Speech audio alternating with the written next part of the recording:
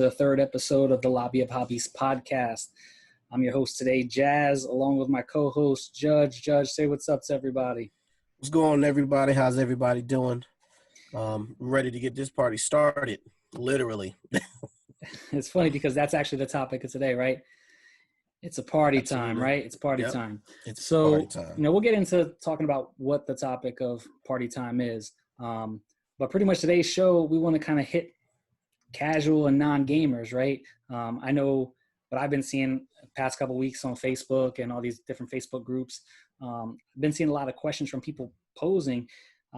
How do you get new gamers or casual gamers into the hobby? How do you bring them in? What draws them in?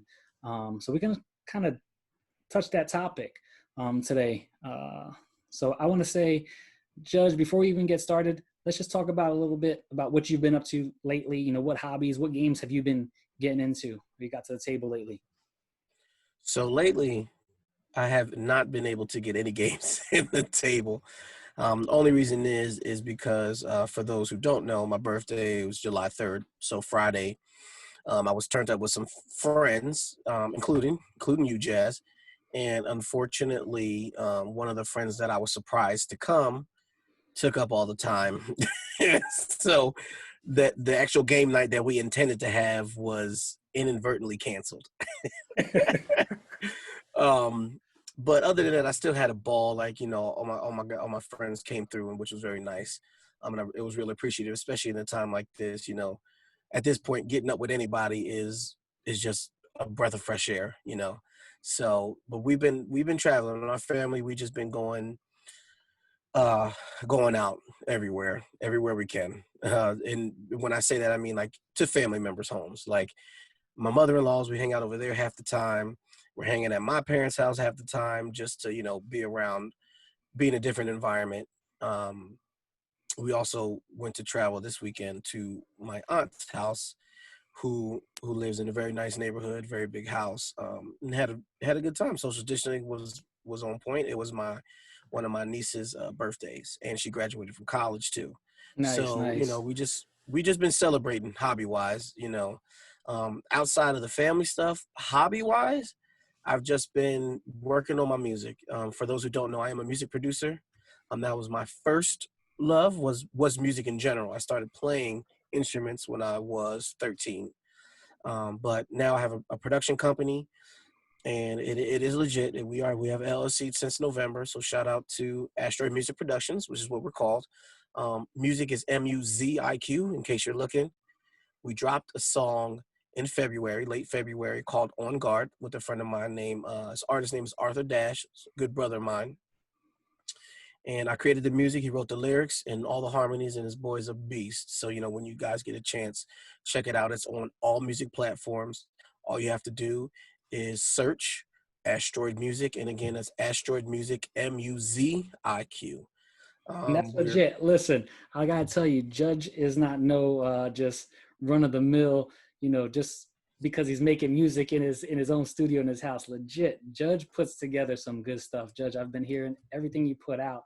And no, I'm not just saying this because you're my boy. It's straight fire, and that's no joke, people. If you get a chance, listen to what he's saying, and he's up and coming, and he does it all. It doesn't matter. Like Judge you got a range, man, of like from classical to hip hop. You'll do it all. That's what I love about you, man. Nah, I appreciate it, brother. But yeah, it's been a journey. Just trying to take it one step at a time. So right now, what I've been doing is just working on a second song that we have coming out, hopefully by the end of July, which is called Straight Trippin'. And this one's going to be a little bit more hip-hop-ish from On Guard. On Guard was definitely full-fledged, like pop R&B. And we're working on a website. So Asteroid Music will also have a website alongside of Lobby of Hobbies. So nice. That's what I've been working on these last few weeks, and I'm hoping to drop everything the end of July. Sounds good. And that's like when when you put these timetables, I know we were putting timetables for this podcast, like can we hit the timetable? But everything comes to timetables, right? Right. But, literally. Listen, I wanted to hit back. I don't want people to think that we had this game night scheduled and it was like these crazy college kids that are going out and like we had. No, listen, it was a small group. We social Right. distance, hand sanitizer when we came in through the door. So I don't Lysol want spray people, everywhere. I don't want people to get the impression that we're not taking, we were talking about the seriousness of, the pandemic last Right. time. I don't want people to think that we talk about last time and we're hypocrites. No, we take it serious. We Right. understand what's going on. So like I said, like Judge was saying, we practice distancing, made sure that we were, clean our hands, washing the 20 seconds, all that good stuff. Yeah. So we didn't get no gaming in. It's funny because I brought some games that I've been playing and I was hoping to get them in. And I was looking at your wife. I was like, are we going to get some games in tonight? And then you told me to bring some games. But now, honestly, I know for me, what I've been doing, same thing, family time, right? I know, summertime, it's been hot over here in Jersey. So, Right. we're getting them 95-degree weather. So I have been going over to my parents' house, taking my daughter, my wife. We've been going over there, jumping in the pool. I'm cooling off a little bit. We did go to the beach with my godson and my niece and my brother-in-law and his wife. And we enjoyed ourselves at the beach. It was nice weather. A little too cold the water was. This isn't that like Florida, North Carolina type beaches or Right. California beaches. But Where everything is warm. yeah, but it was enjoyable. We had a good time. We didn't get sunburn, which is always the big thing, right? Right. So outside of the beach, the games I've been playing a little, most like little card games because that's kind of it's awesome that it kind of talks into the topic of casual gamers. Like my family, my extended family, my in-laws, they're casual gamers. Like they're the type of people that they'll play some dominoes, play some cards. So I brought some card games over, and recently I've been playing these two card games specifically, been getting to the table, and they've been becoming well received. The first one is called Cover Your Kingdom. It's by Grandpa Beck Games, and it's a 2 to 8 player card game. And I don't even know what I would kind of compare it to because my knowledge of certain card games for casual gamers isn't the greatest, but it's almost it's a nice little set collection game. So you're trying to gain pairs of cards, and you get a hand of 6 cards, and on your turn you get to do up to 2 actions. You have to do 1 action, and you can either from your hand, you can, if you have 2 of a kind, you can place them out in front of you in these kingdoms. You have the highlands, and you have pretty much the lowlands, and the different types of characters. And it's funny characters because the artwork is pretty cool. Every card has like its own unique little sayings on it, so you can kind of joke around, with this game. It's very, very easy going. Anybody can play it, young kids to adults. But when you play these cards, if you have a pair, you can play them out in front of you in what you would call a kingdom, and they're in either the Highland Kingdom or the Lowland Kingdom. And there's an opportunity to steal other cards from your opponent's kingdoms and add them to your kingdom. And you do that by pretty much throwing a matching card out in front of them. And it's almost like an I declare war. So they have to match a card, you have to match a card, and whoever pretty much decides to not match the card or say, hey, you can take that kingdom, they take it. But there's pretty cool mechanism in the game where you can play these special cards that allow you to trash somebody's kingdom from the game. Sometimes there's special cards that allow you to bury a pair, especially some of these stacks get high in points, and you can kind of bury it in your kingdom. And if you bury it in your kingdom, your opponents only have the chance to steal from your kingdom what's on the top. Okay. So what you do is when you get big piles of characters, they're normally on the top. There's special cards. If you get them, you can kind of bury that card. But your opponent can have the card where it unburies the card from the bottom of the deck, brings it to the top, and then they can either trash it, they can steal it. The game gets pretty cutthroat. I tell you, it's one of those cutthroat games, and it plays up to 8 players, which is pretty cool. So we've been getting a lot of play with that one. But the one that's probably been the biggest hit is called Skulking. Again, another game by Grandpa Beck Games. People call it Spades 2.0.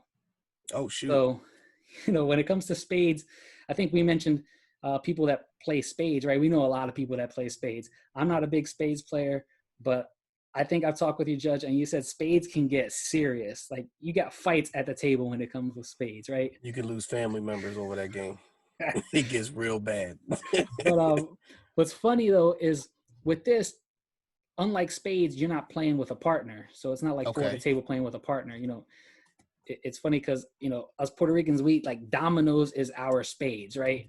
Right. You know, and when it comes to African Americans, right?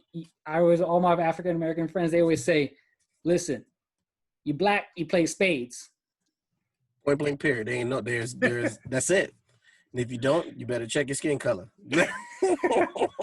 but but on a serious note, like this game is like spades. I know I think I talked about it before. I'm terrible at spades. I have a hard time reading the books that I have in hand, what my partner has, how I'm playing off my partner, things like that. But this is solo. Like I have some control. But what's cool about this game is the theme of it is revolves around pirates.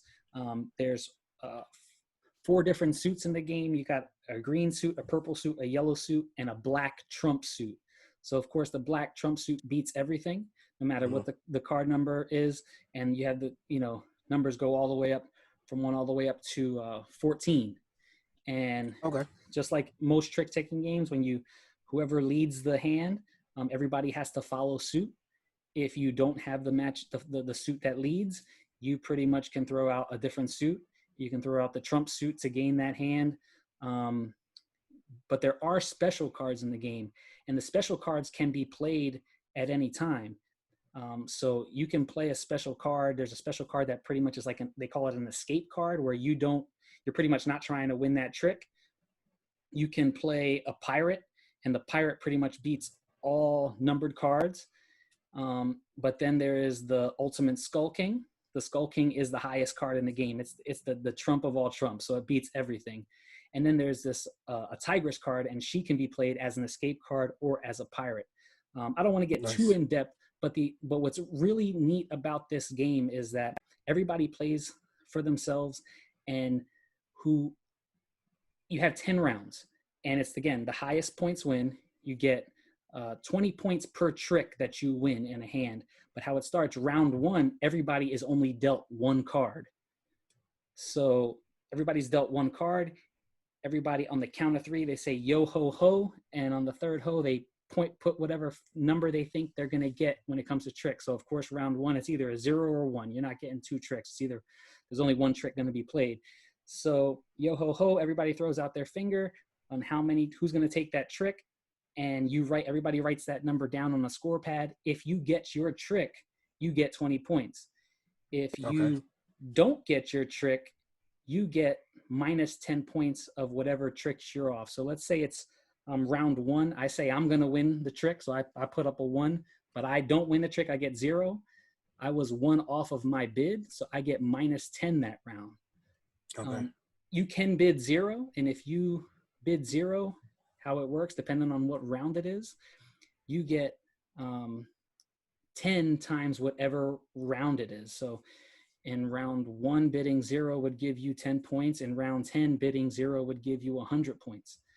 So this game gets pretty, there's a lot of strategy involved with it, and how it works. Every round you are dealt the amount of cards according to the round. So in round 5, you're dealt 5 cards, and the most tricks that can be taken is 5. And it gets pretty interesting because when everybody throws out their hand of what they believe their tricks are going to be at the same time, like it's round 5 and you have 2 people throwing 3s, there's not going to be 6 tricks getting taken. So somebody is going to be off.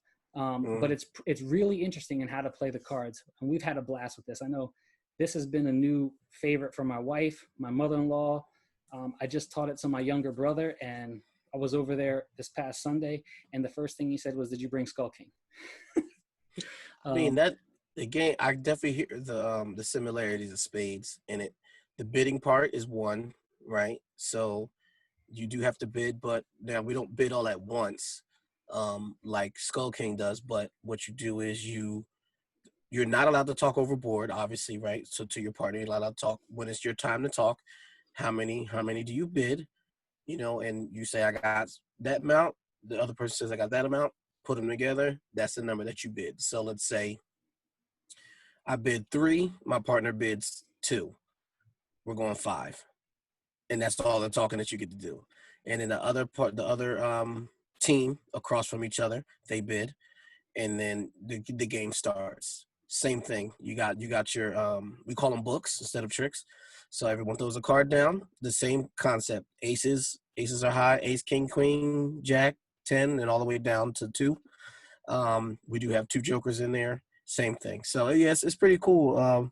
Now my question for this is going to be, were these 2 of the games that you bought for last Friday?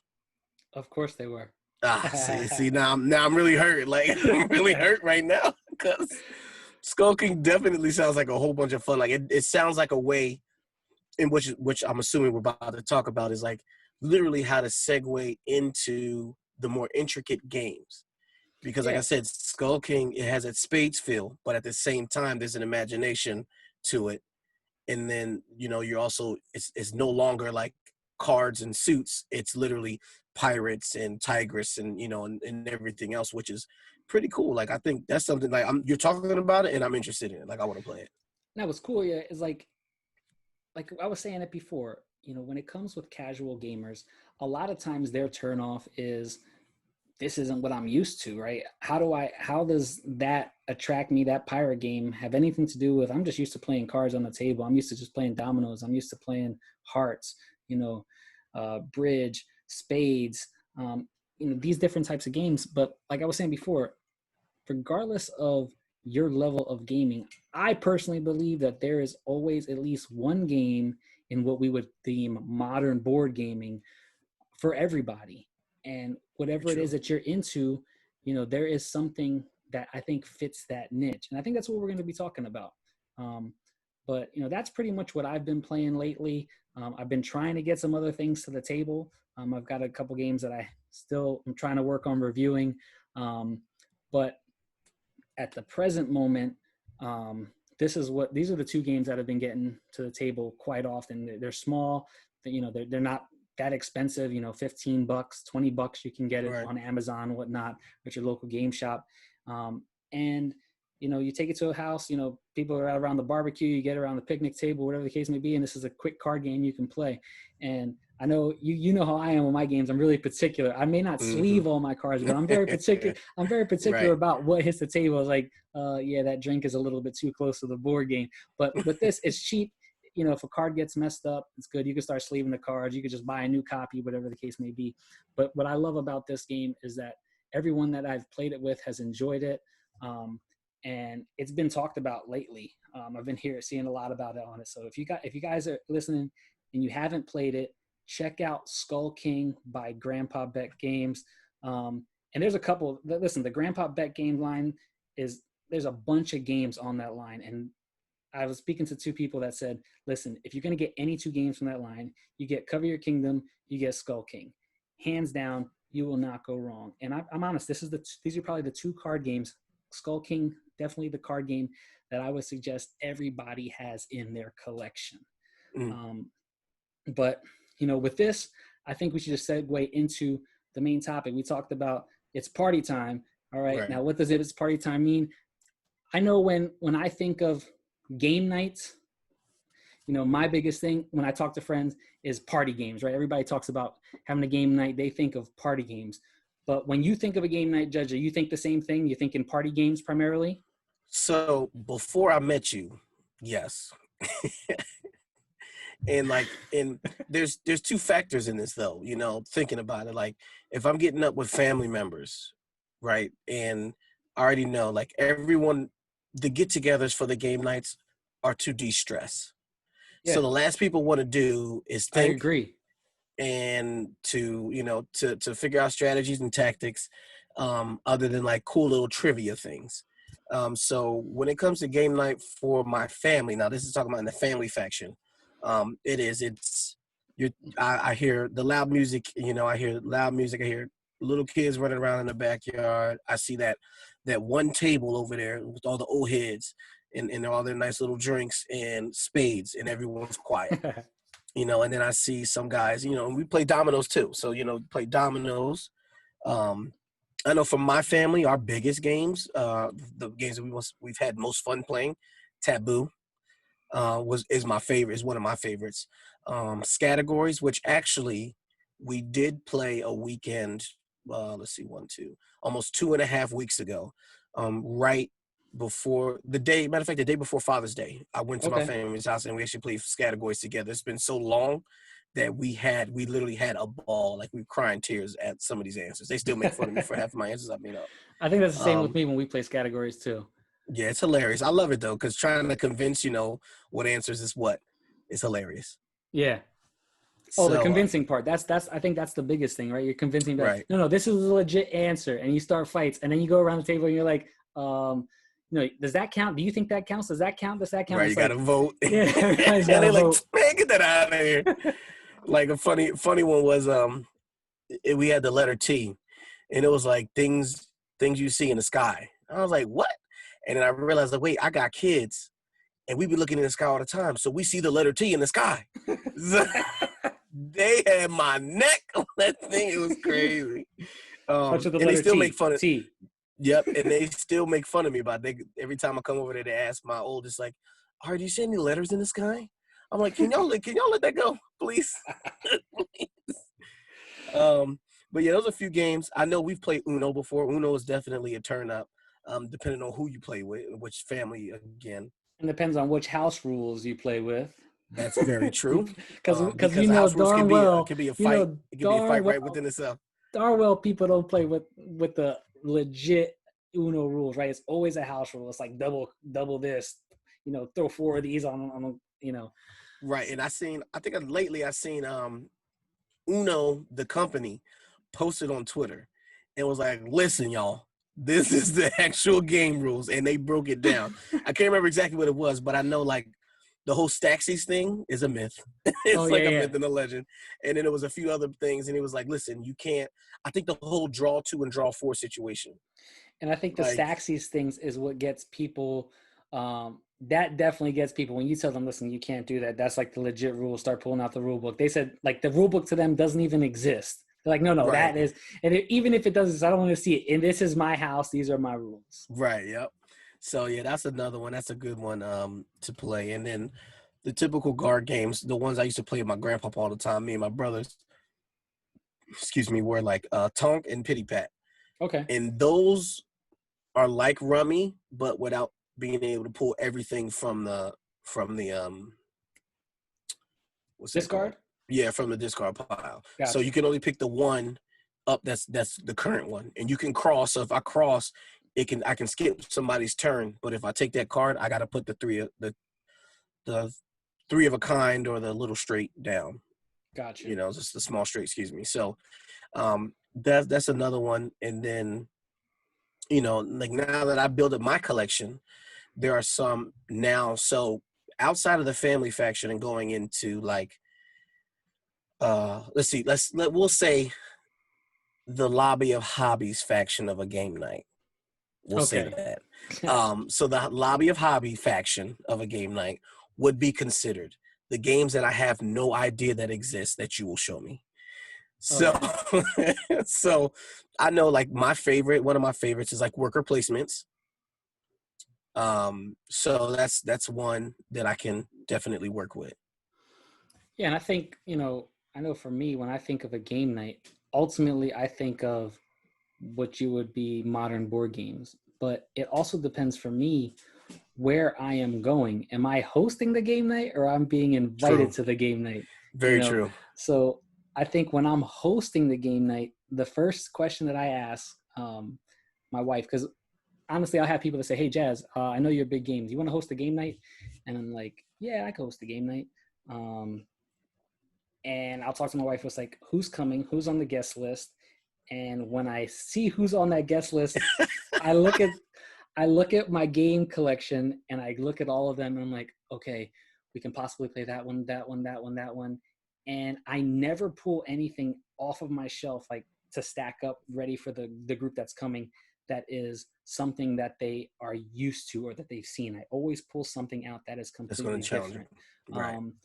And that's just me. I like to challenge, like, the same thing. I think when I think of a game night, especially when I'm going with casual gamers, non-gamers, it's, card games, spades, hearts, rummy. I know when I started getting into, like, just playing things like Uno, I'm honest, I'm not an Uno person because, like, I like structure. So I like to play according to a same rule set all the time. I don't like changing rules when I go from one house to the next. So Uno is not, I'll play it because, you have nephews, nieces, little cousins and stuff like that, Right. who they know Uno. They're trying to learn the colors and the skipping and the reversey and all that stuff. So I enjoy it. But then when Uno gets to with a serious crowd, I'm not a big fan. Taboo is another one. Taboo and Categories. I think those are one of the first 2 games that I ever had in my collection. I was introduced to them on a ski trip with some friends back when I was in college. And it was one of those where we didn't know anybody. We all got together like midnight. We're all right after we, came back from the slopes, and we played Taboo and Categories till like 2-3 o'clock in the morning. And we had a blast. And those are the 2 of the games that I first had in my collection when I think I talked about it, meeting my my wife's family for the first time back when we were dating. It was Taboo and Categories, and everybody had a blast. And from that, I was like, oh, let me go search some more board games. And that's when I came across modern board gaming. Yes. But we actually recently played Taboo this past weekend with my in-laws. I have like an old copy of Taboo, like, the 1970 copy, but they have, it was this new copy. So it was good because there was a refresh of cards, obviously cards that I haven't seen. Right. When I bring my copy of Taboo out for, non-gamers that come to my house, they're adamant they want to play Taboo because that's what they know. The first thing they say is, you and your wife can't be on the same team, because we know we know every card in the box. Absolutely. And it's like we can say like a syllable, and we already, But so when I think of games, I think of those types. A lot, of course, drinking games. I think when people think of game nights, they're like, oh, what drinking game are we going to play? Or they'll turn card games into drinking games. Whether it's King's Cup or all these different things. But Gestures, Pictionary, I think Cards Against Humanity is a big one that you hear a lot. I honestly have never played it. Everybody talks a lot about it. To me, I just think it's just like the adult version of Apples to Apples. That's when I think of it. That's exactly what it is. Apples to Apples, I have fun. I can have fun with it. But for me, honestly, after playing it so often, like it really becomes depends. Redundant. Yeah, not only redundant. I think it depends on the group of people that you have around you, right? And I think me, when I host a game night, I always have people, especially new gamers, they'll come to my house and like, oh, do you have categories? Do you have this? So it's like, yeah, but I think we were gonna try something different. If you like, if you like categories, right? I might have something that can kind of fit that niche a little bit. But I know for me, I think my personal thing is always trying to introduce people to something that they're not used to let them know there is a world outside of the games that they're typically used to. So right. I think that's the challenge that a lot of gamers find themselves in, is that I want to get outside of your typical games that you're playing over and over again. Because for me, I don't know about you, and I know you are newer to the hobby, but for me, I do enjoy your old school party games that everybody loves. I do. But when I play them personally with the same group over and over, the card play, the answers, sometimes they become the same. So very true. I think when you add another person into the game that's completely different to that group, the element changes, the dynamic changes. So therefore, you can have, fun. I think, but for new gamers, for them, they just want the laugh. But there are games that still provide that. And I think that's what gamers want to find out. How do we get those people into playing these newer games? And I do have a list of some games, Okay. But I don't know, for you, how would you introduce, like, being that you are a newer gamer? I know that you said that I've introduced you to a lot of new games, but how would you, now that you've been introduced to games, how do you introduce a newer gamer to trying something maybe that's not a party style game, or an alternate type of party style game? Well, for me, and I actually talked to my wife about some of this, a little bit of it. And I'm a thinker. I'm a creative being because I love to create, obviously being a music producer and being in music my entire life, basically since I was 13. So I'm always open to creativity, like, and broadening my imagination, right? So because of that, that's what a lot of these games are. They're literally putting yourself in a different timeline, in a scene or a scenario that sets you up for the game, right? So every game has a goal, has a plot, has a storyline, to that extent. So for me, it's knowing the person that you're playing with and finding what suits their imagination. So for me, like I'm a modern style type guy, so I don't really like that the medieval older type games that have the older settings, like Please don't tell older me that setting. because I'm gonna pull out one of those next time we play. Well, I mean, we did play Crusaders and I liked it. Runestones is definitely, it seems a little not prehistoric, but very, very older back in the older days, but still, it's still a good game. Like, so it really does depend for me. Yeah, Um, but I think that's my biggest thing is like trying to grab what they like. And if it's old school, if it's medieval times, if it's futuristic, like I know there's games every which way for that. They have a game yeah, on wine and wine and drinks and like the vineyards and all that type of stuff. So it's like it really is a matter of what your favorite faction is. So mine is like superheroes. So I have legendary, I have the legendary card game and I have a whole bunch of expansions. And I want to complete the collection, because I love superheroes and that's just something that I really look forward to. Another one that I just bought because I love superheroes, Funko Pop Verse is what it's called, I believe, yeah, in the yeah. Batman Funko faction. versus. Yeah. Oh, you got. You Yeah, yeah. know, You're the big Batman fan, right? right? So I'm a Batman fan. So with that, But what I I like definitely real quick is like with Funko, you have the Harry Potter Funko, right? You have all these right different versions that are Jurassic starting Park. to Jurassic Park that's coming out, which that's probably something I'm gonna be looking into because I'm a big I'm a big dinosaur fan, specifically raptors, aka there goes the name Raging Raptor. Got you. But that's just something that I'm into. But yeah, And the cool thing about that also is that they can be played together. that's what's cool. Yeah, So they even have the Golden Girls. I've seen the Golden Girls at Target for the Funkoverse Betty game. White. Yes, they have Golden Girls.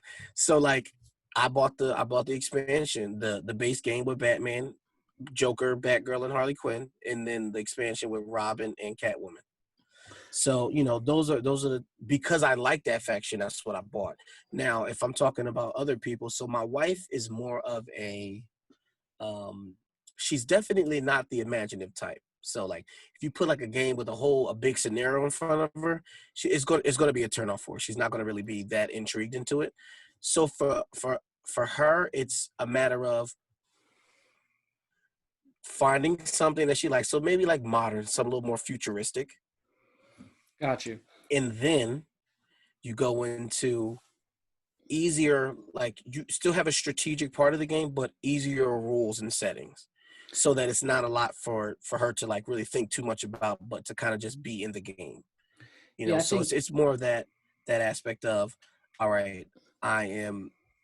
So an example would be, she'll look at Flotilla, we'll explain it, and then that'll be it. Like she won't be able to do it because Flotilla is very, very detailed and it goes into that. But games like, I don't even know. Let me think. I'm trying to see if I see any behind you that I actually know of.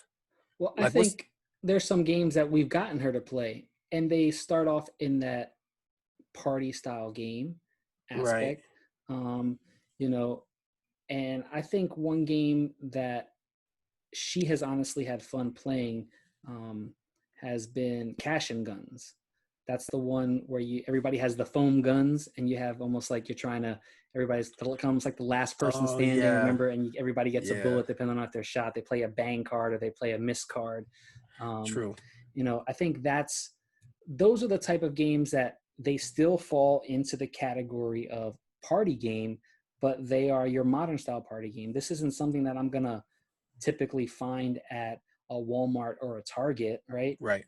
But not nothing on Walmart or Target, because if you go to Walmart or Target now they have what they call a They have really decent games. Yeah. strategy board game section, right? So their games have been coming up, which I think that's a testament to the hobby, right? A lot Right. of these modern board games are starting to make a stand. They're making a climb, and you can see it in board game sales and the amount of people that are coming to conventions.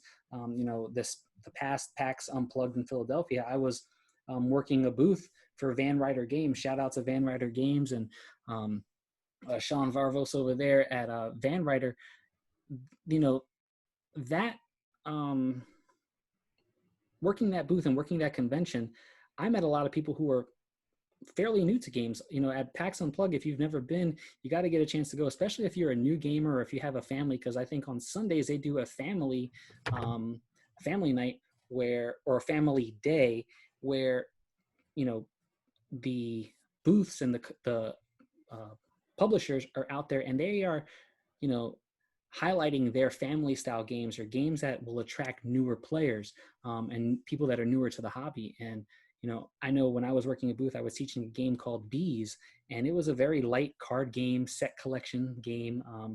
And a lot of the people I was asking, I said, are you new to the gaming hobby? Like, what games have you played before? And so, oh, this is a lot of people. I had a bunch of people said this is the first game that I've played outside of your typical, Hasbro, Milton Bradley type games.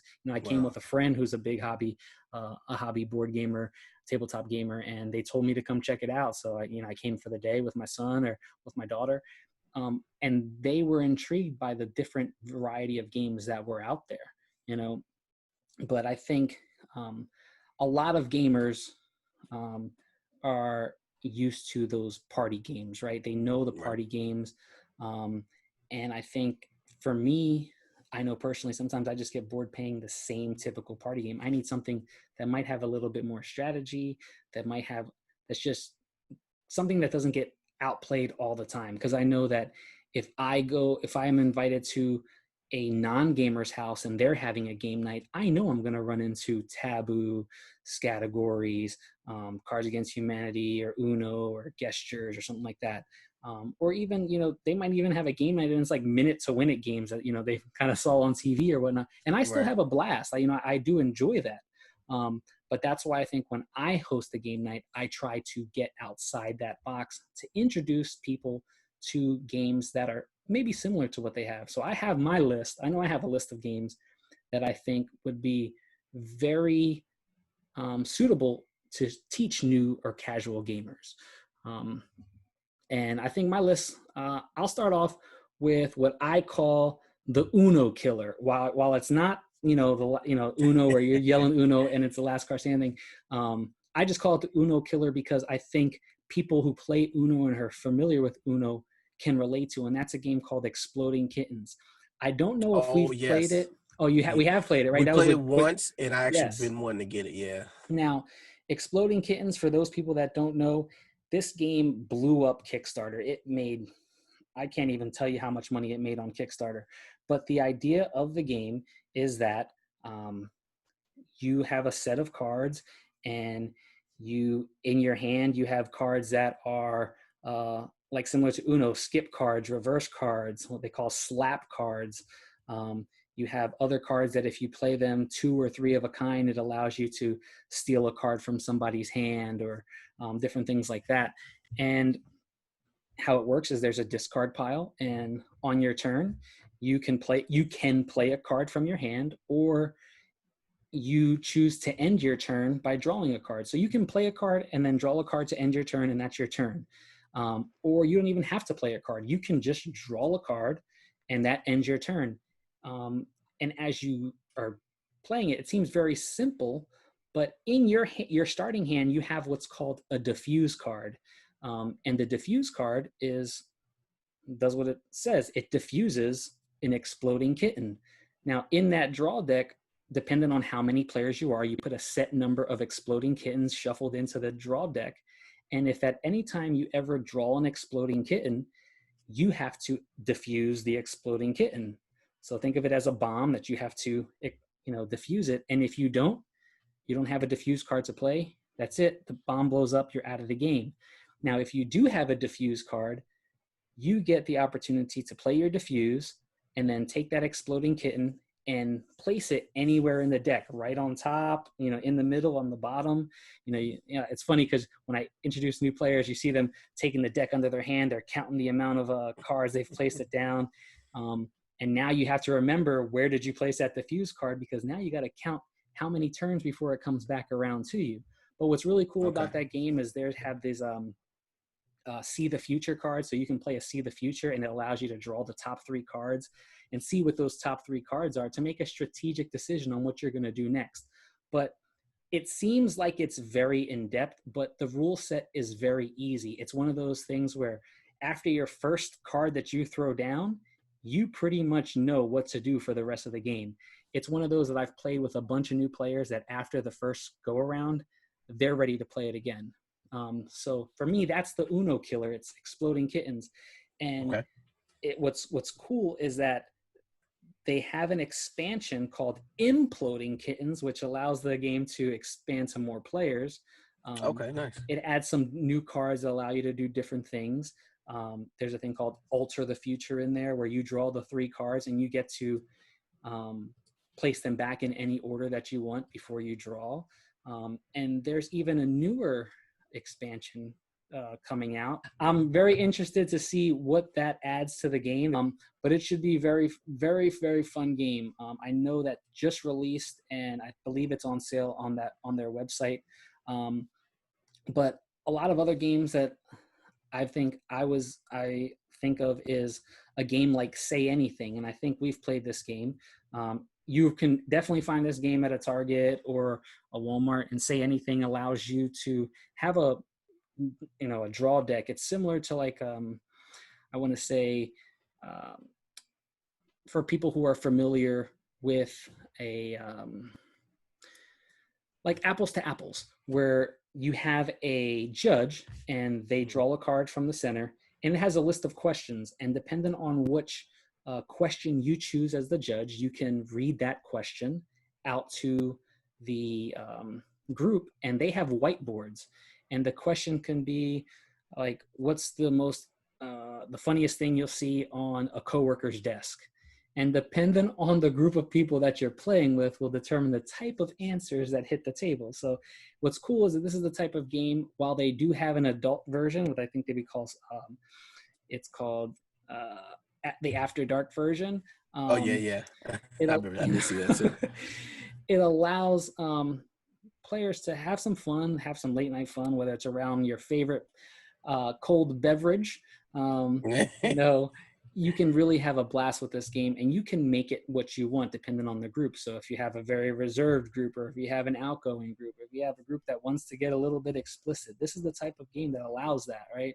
And what's, the thing is that you have to come up with an answer to the question, but you want your answer to be the first one to hit the table, because if someone else is thinking about that same answer, that they can't even put that answer in. They have to take their whiteboard back and draw something new and place it out on the table. And ultimately the judge, shakes everything around, and then they choose which they think was the funniest answer, and whoever gets the most points at the end of the game wins. It's a really cool game. If you're familiar with Apples to Apples, or even Cards Against Humanity, this is something to check out. This is something you can play with family. You can get the After Dark version if that's what you like. But those are some games that I really, really look at. Another one that's a huge popular game that I think hit the modern board gaming scene very explosive, and then it's got so popular that it's a household name, and it's called Code Names. And Code Names I was about to bring that up too. Yeah, you want to talk about it? I mean, I can. I was thinking of that as a taboo alternative. Yeah, I like it as a taboo alternative. To a certain extent, just because you have to find a way of getting your partner to the answer without saying certain words word. Yeah. So so what's cool is you have a grid of cards out there, and it's just one word answers. Like it might be, France and beach and dog and cat, and different words that are just out on the table making up this 5x5 grid. And you as the clue giver are giving your partner or your team a clue, and you give a one-word clue. Mm-hmm. And then after your one-word clue, you give a number, and that number that you give references the amount of cards on the table that your clue is supposed to represent. So if I say water 3, water is supposed to be the clue for 3 of the cards on that table. But what makes this game so fun is that sometimes you get so drawn into coming up with a good clue that you forget there might be a fourth, fifth, or even sixth card on that table that your team might think fits water very well. And you can't say anything to your opponent. You can't, to your teammates, you can't eye anything to them. You have to kind of just like look down and just kind of hope that they get your answer correctly. And what happens is, as your team or your partner, they decide which card, and they'll talk about it, which card they think fits that clue, and their decision is based on their eventual point at that card. And when they point at that card, that's their locked in, their locked in answer. And as the clue giver, you have the choice to cover that card with one of your colors. So if you're the blue team or the red team, if I'm the blue team, and they get it correct, I would cover that word with the blue card to signify that we got it correct. Now, if it is incorrect and it was the red team's word, the red team gets to cover that word. And sometimes there are some words that don't correspond with the red or the blue team, and they're just neutral words. So once your bids are done, that's the end of the round. The other team gets to go. But there is a spy card out there pretty much that is, think of it as like a bomb, where if your team accidentally guesses that word, blows up, you lose that round, your opponents win. And it's a really, really fun game. The idea of the game is to first not find that taboo card, or that card that's going to explode, and trying to cover all your words before your opponents cover their words. In this game, we've played it at church game nights. We played it at just family game nights in my house, and this is one that has a lot of fun. Yeah, it's definitely a cool game. And the one thing I like about it too is they have a whole bunch of different factions. Superhero version, Mickey Mouse version, Yeah. there's so many different type of code name games. And it caters it to whatever people like. So it's kind of like Monopoly and how they make so many different factions for Monopoly. But Yeah, different again, IPs. Yeah, I like it. yeah, so it's definitely a cool game to rock out with. And I do remember playing it, and it definitely was fun. Yeah, I really do like it. And like I said, another one, thinking about people who are like into Pictionary, right? Pictionary, you have that, you're given a word and you got to draw that picture for your team and Mm-hmm. figure out, can they guess it? I like a lighter game, which is actually lighter than Pictionary, and it's called Telestrations. Yeah. Telestrations, everybody's given um, a booklet, and it's like a flip booklet, and it's a dry erase board pretty much. And on the start of the round, the start of the game, everybody, you roll a die, you draw a card, you roll a die, and depending on what number that die rolls, it is corresponding to the number on your card, and there's a word next to it, and the word could be like dolphin or whatever the case may be. And what you have to do as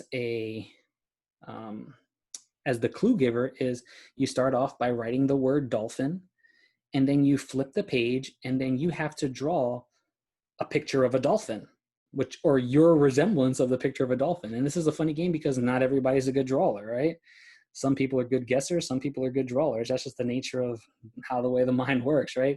So I'll draw my penguin looking dolphin, right? And then everybody does the same thing, and they flip the page and they pass their booklet to the left. And so now you have the person to your right's booklet, and what you do is you flip the page back one, you look at the picture that they just drew, and then you try to guess what that picture is.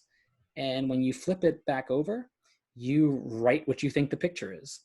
Now, once that's done, you flip the book over and you pass it along, and you keep passing it along, and it alternates. So the person that gets your word, they flip it, they look at your word, and now they're drawing what your word is. So it's similar to, back in the school when we used to play, whisper down the lane or telephone, whatever it's called in your part of the states or your part of the world, where you were given a word or phrase and you would whisper into your neighbor's ear what that phrase was, and then they have to whisper it down the lane, and they're whispering it until eventually it gets to the end person, and you are trying to see if that start phrase was the same thing that was passed all the way down, and you see how things change. And this is how telestration works. It's pretty funny because you can go through, and after everybody's drawn and read their words and read their guesses, they get their book back eventually, and it's like dolphin, and then they draw their picture, and it's the next thing is like Tyrannosaurus Rex, and then they flip that over and someone draws a Tyrannosaurus Rex. And sometimes it's weird. It's weird because Right. I've seen things completely go really off kilter and then still come back to dolphin. You know, It's but crazy. I think that's what's pretty cool about, some of these games. People are not, I think what it comes to is casual gamers don't get a chance to find out all these games because, again, they're not your typical games that you're going to see at Walmart or Target. And if you do, a lot of people are very hesitant to take a step outside their comfort zone, right? So they like to stick Right. with what they're used to. Right. I think that's us um, as gamers, as people who are immersing ourselves into the tabletop industry. I think it's our job to start, introducing people to it. And I think you hit it on the nail, is finding out what people like, what they are interested in, and finding a game that will fit that niche, right? Because there's always something, I think, in the modern gaming realm that will fit the niche of one of their hobbies, whether you said basketball, whether they like wine drinking, or whether they like, a sport or a TV show or superheroes or anime or whatever the case may be. There is something that fits that niche. And there's some games that some people just want to have a laugh. And there are those Right. games that allow them to have that laugh too, So I think it's pretty cool that there are so many different things out there that we can introduce new gamers to and show them what the hobby is, what's out there. It's not that we're just, geeks that like to, just spend our money on games. There's things out there that people can all enjoy, and they can get something good out of it.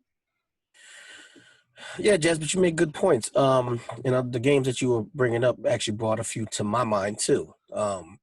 So the first one I thought about was one that we played a few years ago. Wits and Wagers, published by North Star Games. Oh yeah, yeah. Um, yeah, so betting, betting and wits. You had to have some trivia questions mixed with betting all at the same time. Yeah, I thought And that was fun.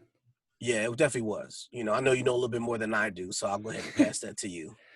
And I think it's pretty cool with that one because um, that's one of those games that you don't have to, first of all, be good at trivia to even win.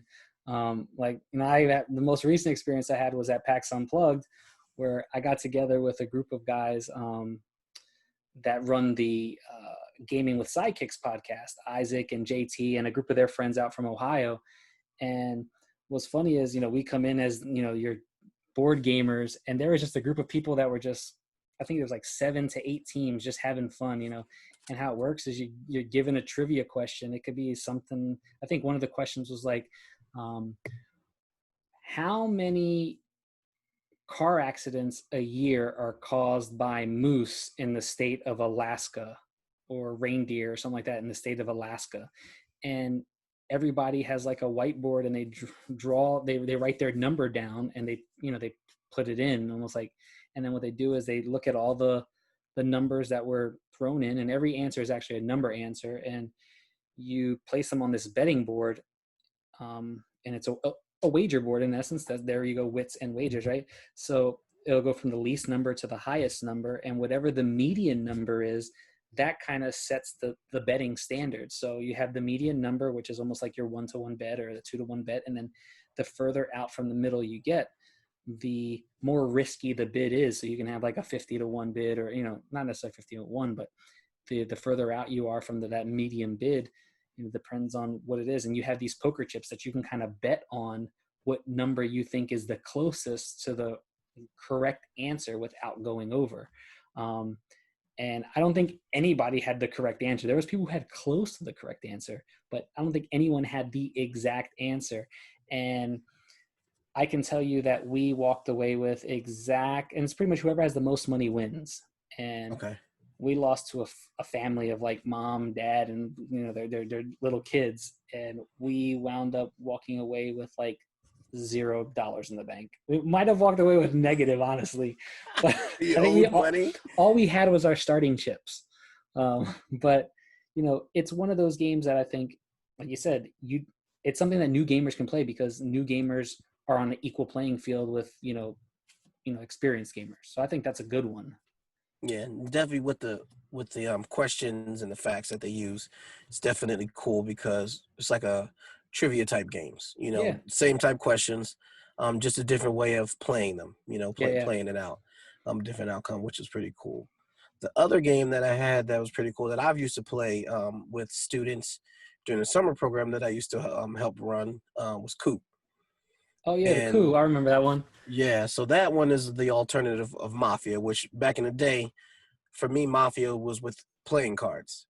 Okay. So that was something that you can easily play with playing cards. Coup's a little bit different, as there are, let's see how many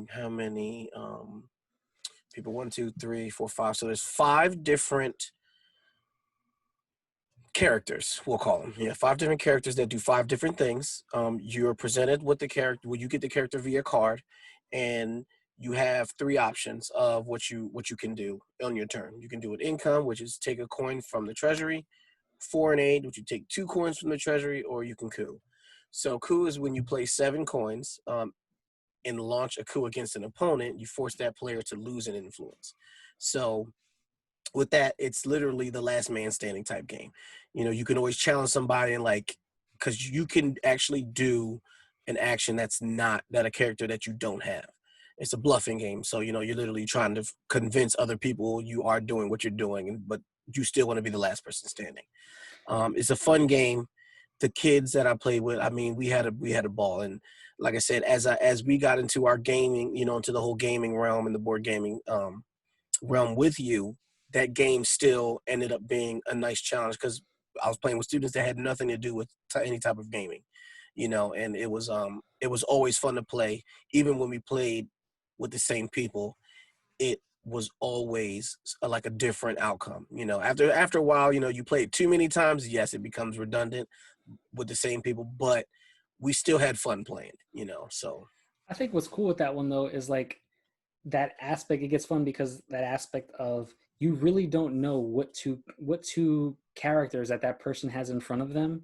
Like they can, I think there's like the Duke or the assassin or whatever, and it's like I know, like I think the Duke, if I remember correctly, allows you to take, instead of taking 2 coins from the bank, you instead are able to take 3 or something like that, and then you can Yep. block someone from taking an action. Yep. But that's like, to me that was like the most powerful position, like the most powerful card, right? He's like, um, I'm gonna do the Duke every time. I'm the Duke. I'm the Duke. So I'm gonna do a Duke action.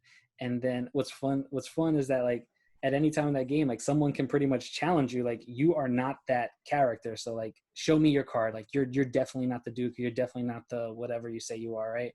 And you flip over your card and you're like, yeah, I am the Duke, right? So Mm-hmm. pretty much they lose influence, so they lose their card. So it's like the last man standing. And what's cool is you have these, and once they know you're the Duke, you get an opportunity to draw a card and have a new ability or a new character in front of you, which, like you said, people who are familiar with Mafia, or even what's the other one, Ultimate Werewolf, Yep. where you have, again, this hidden role game where you have a certain amount of werewolves or mafia characters that are trying to kill the townspeople or the police or whatever the case may be. And those are fun, I think, with non-gamers, right? You don't even need cards, right? You can actually take those, like with Mafia and Werewolf, you can actually just write that on a piece of paper and give everybody a role, which those are pretty fun too. And I know I've played that. I think we had a Christmas game of Werewolf this past Christmas, and it was like 30 people at my in-laws' house, Oh, and it was wow. a huge game. And I mean, we had from kids that are like 10 years old to my wife's grandparents were playing, so it was pretty fun. That's cool. Yeah. So, and I like games like that. I didn't realize it until then. I'm like, man, lying. I'm not much of a liar. But then I realized, like, anybody can be deceiving. But what's even cool is like you don't even have to be deceiving. You can be completely truthful and win. I know some of Right. those like Yeah. games, like I think I've come off in worse scenarios lying than I actually have Yeah, being telling yeah. the truth, especially when I play with my wife. When my wife in the game, she can read me like a book. So like I Right. try That's the not to one thing even that look sucks. at her. That's the one She's thing like, that sucks. babe, look at me. Let me see your face. You're Right. not that. You're not what you say you are. Yeah, and same here. I know if I was to play that with my wife, she'd probably do the same thing. And plus, knowing her, I know she can't lie. She'll end up laughing. So I can definitely I'll catch her at the same time. But even with that, ultimately, I remember you were talking earlier, and I think that was my biggest thing with this whole episode, right? Is learning that I think the biggest thing that gamers, being a board gamer now, what I learned is there's very few of us. So because of that, party games are very typical at a certain point. After a while, you start to get to know the person via board games, right? And via party games. So it becomes the same thing over and over again, even with the different answers or the different. You may not have the same cards, but you're gonna play it the same way because that's just who we naturally are. Yeah. And I think with us being board gamers, especially me now, I'm learning that because I know I play with the same people, I need games that one, even if we play again, can have a whole nother feel to it. So I mean, like I will never be able to play Crusaders the same way twice. Even Runestones when we played it at PAX. I watching that and seeing the rune stones and the factions and not the factions, but the abilities that the stones had. It was something that was very different. It's like you can play a multitude of ways, and every time you play it with the same person, your tactic can be completely different. Yeah, and I think, like I said, I know my wife is more of a casual gamer. She has definitely a little bit more experience than, say, your wife or even, people in my family. But, she's the type of person who I think I've mentioned before will whoop my butt in every game that we've played. Yes, But you did.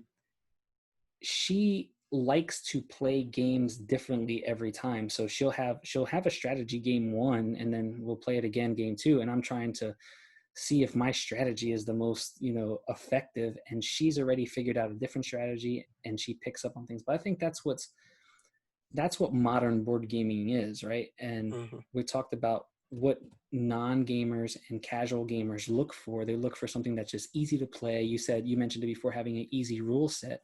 But how do we start transitioning them over into where we are at, or where other gamers are at, right? So we know that there's gamers that are playing games that we would call heavier weight games than what we play, right? Right. They're playing a game that's 4, 5, 6 hours long, and I look at that and I'm like, I don't even want to touch that right now because I think it's just too complex for me. But I can say that where I started from is completely different to where I'm at now. There's been a transition, it's a slow transition sometimes, right? But it comes with the more experience you have, the more things you're into. And I think what's important for us is, you said before, knowing what people like, what they are interested in, and how do you gradually bring them along and introduce them to a from a party game to now a modern board game, something that's different than what they would typically think of, like the Monopoly, Game of Life, or even Clue or something like that. Right. Where do we get them at? So I think keeping this in mind, we had this idea of challenging ourselves, Right. um, not only to get non-gamers and casual gamers into modern board gaming, coming from party games. But I think we came up with a good idea of how to challenge ourselves for the next episode. So, Judge, why don't you tell the people what that challenge was? Whew. So this challenge was to play a game with my wife. Well, my wife too, right? Well, you're Right. gonna So yeah, you're gonna choose we your wife, both right? right. So we were both challenge each other to play a different and a new game with our significant others, and get their feedback on the game. Um, the game that I chose, that I'm choosing, is actually Runestones. So shout out to Queen Games. I don't know, that game just gravitated to me and it instantly turned into a favorite game of mine when we played it at PAX. So I had to get it, and the two expansions. So like I'm hoping, something good comes from it. Because, like I said, my wife is she's very straightforward, and I love her for that because she's brutally honest. And I tell you right now, every time I bought up any type of board or game, she's got bored because of the game. So, and I know she'll work with me. So it's not that it's like pulling teeth for her to play the game, Hmm. but it's like I really want to find something that she's interested in with me because it is a hobby of mine, and I do like playing board games, and I want to share that with my wife. So, and I know she's open to that. So I'm just interested to see if she's interested in this game because the timing it's set up in prehistoric times, not necessarily dinosaurs, but these mythical stones, and with those stones come great abilities. You have to get gems, and to get the stones you got to get victory points. The first one to make it to or past 65 victory points actually wins the game. And then there's an end game phase for when everyone runs the round and you gain additional points. So I'm hoping, one, she's interested, and two, when we play it, we can get like a good nice little competition, because the advantage that I have is that she is competitive. Yeah, that's always good. I think people are competitive in outright, right? We are competitive in one aspect or another, right? People like a challenge. So I think it was only right for us to challenge ourselves because, like, your wife comes from a different background than my wife does with respect to games. My wife has played, quite a few games. Again, they are more casual, lighter games. Um, and I have tried to get certain games to the table with her, and she looks at the box or she looks at the back of the box. She says, absolutely not. I'm not playing that. And I think we've gotten into discussions on like, so babe, like, what is it that, you know, why are you hesitant to play that game? And I think that's what this next topic is, this is our next episode, we'll segue into, like, from this, we're looking at non-gamers, casual gamers. What are they into? Where do they come from? And how do we get them in? What better way than to start with our significant others that we live with, right? Absolutely. We know them best, so we should at least know what they might be interested in. Right. So the game that I selected, it wasn't even a game that I selected. I actually went on my shelf and I said, babe, I'm going to pick like 4 games off Oh, the shelf, and I'm going to read all of them to you. I haven't even played them. I'm going to learn them before we play, and I want you to pick which one. So I believe I picked Chai. I picked Sorcerer City. I picked In the Hall of the Mountain King, and I forget the other game that I pulled off the shelf. But um, ultimately, it came down to the game Chai, and the game is a set collection. It's actually not a set collection, but it is a um, order. You get orders from different customers that are looking for certain teas, okay. and you have to fulfill that order according to the resources that you gain to um, fulfill that customer's order. And my wife gravitated to it because she loves drinking tea. We love drinking tea as well, but she's a huge tea drinker. And she said, I'm going to pick chai just because my favorite type of tea is a chai latte. So Oh, nice. she Nice. said, I think that just fits, just fits. She said, I don't even know what it is about. Just as long as it's chai, I love chai. I'll give it a try. So, I love chai. um, Give it a try. There you so go. I guess I have to make chai so that she had like a chai latte for her while she plays, so she can just kind of be in the realm of things. But it is definitely something that I'm challenging myself to, because again, while she can be interested in the topic of it, it could still be something that she's turned off by the gameplay or even how I present the game to her, right? So Right. I think sometimes that's the biggest challenge I have with new gamers is like, how do I make this inviting to them when I'm trying to teach them the rule set? Because sometimes rule sets can be complicated, and Absolutely. how do you ease them into, or how do you explain the rules to them, or how can you get them through the first couple turns um, without having them sit through and you have to read the rule book, right? I think Right. it's good to have the rule book handy. I know my brother-in-law is not one who's always, good at wanting to sit through the rules.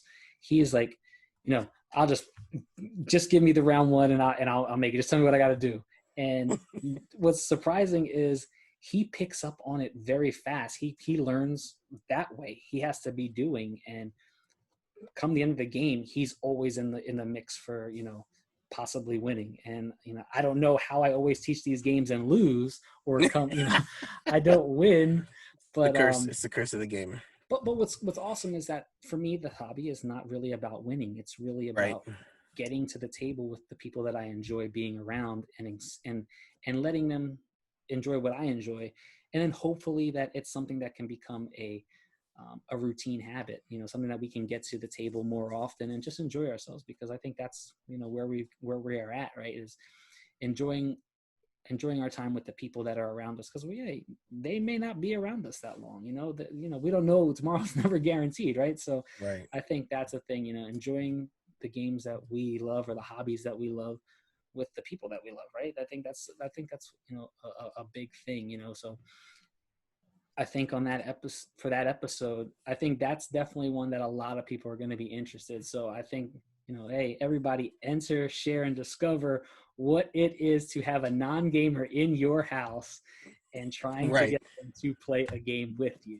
Exactly. I think everybody has that question, especially, gamers. I think there's a lot of gamers that are like us, that there is one person in their house and they are that person that is the gamer, and their spouse or their roommate or their children or whatever the case may be, they're not gamers at all. And they have a collection, and the only people that they can play it with are, someone that they met on a meetup or in a Facebook group, or sometimes, at a convention, and they'll still have big collections of games and really never even get a chance to play them. That's me. Right.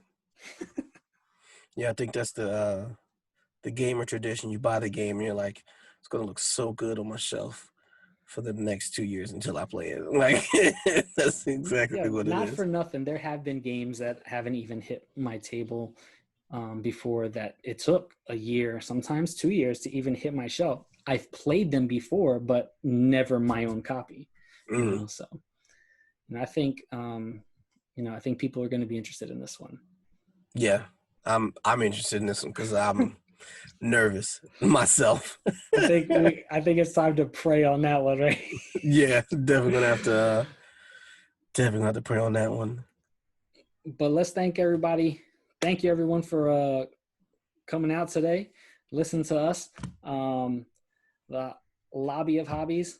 I'm your boy Jazz, and I'm with my boy Judge. We here in the building. And you can check us out, our website, thelobbyofhobbies.wixsite.com/home. On that website, you'll see some write-ups that we're going to be doing.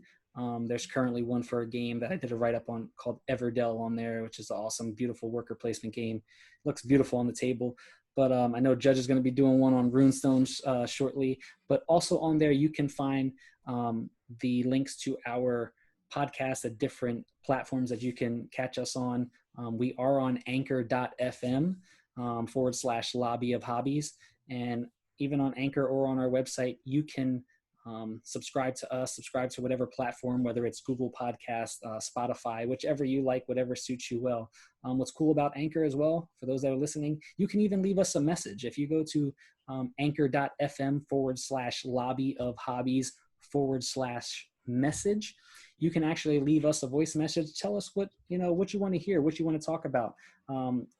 Give us a shout out, whatever the case may be. We look forward to hearing from you, and we want to thank you guys for being with us today. And we look forward to hearing what you guys got to say about this podcast and the podcast coming, because I know a lot of people are definitely going to be wondering how they can get their spouse to the table. Absolutely. Guys, thanks again for listening. We appreciate it. We love you guys. And as always, make sure you come in, enter, share, and discover, and do it all with us.